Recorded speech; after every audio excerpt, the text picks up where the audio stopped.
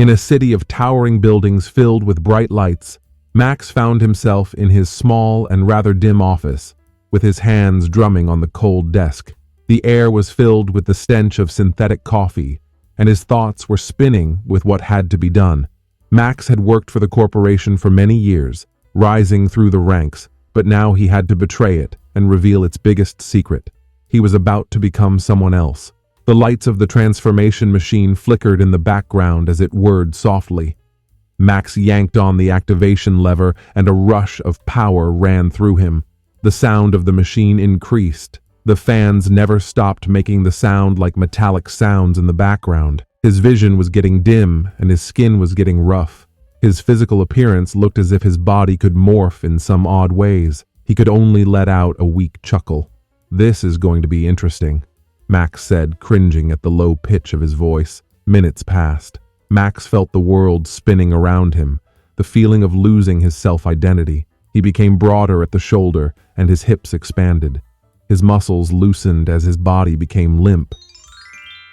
His shirt appeared to hang in a different manner, material hugging a new shape. When the sound of the machine ceased, Max looked at his reflection. He blinked twice before saying anything. "Well, hello there, Maxine."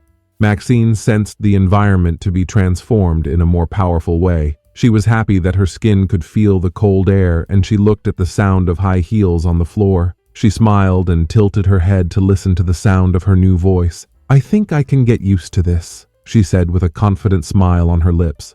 While it was a bit awkward at first to be looked at as a person of authority, there was some freedom in it. As Maxine walked towards the elevator, her new body felt natural and comfortable in a way she had never experienced before. She could notice the change in the perception that people had about her. A security guard looked at her and then nodded, no longer ignoring her existence. "Hey, Maxine, going up?" He said this with a slight bow of the head, as if asking a question to a superior. She smiled and nodded her head. "Yes, let's go." As she stepped into the high-rise floor, the gawking increased. Where once she was dismissed by male co-workers, she was now being looked at with respect by all the male employees. Maxine could sense the atmosphere shift. Finally, she could not contain herself and said with a mischievous smile, "Well, that was too easy." She was nervous, and her heart was beating fast as she approached the door of the CEO's office. She had one goal in life: to expose the corruption within the corporate empire. But first, she had to play the game. When she entered the CEO's large and opulent office, the man who was seated at the desk barely looked up. "Maxine, what do you want from me?" His voice was pleasant, but his tone was precise and brief. She realized he was not used to a woman like her, a woman who was both beautiful and authoritative.